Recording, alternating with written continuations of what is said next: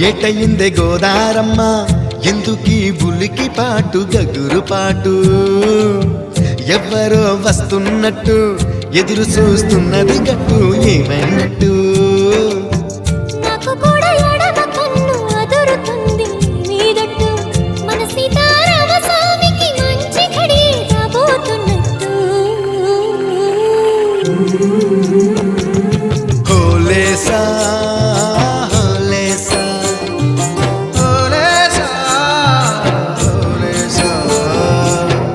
ఏటయిందే గోదారమ్మ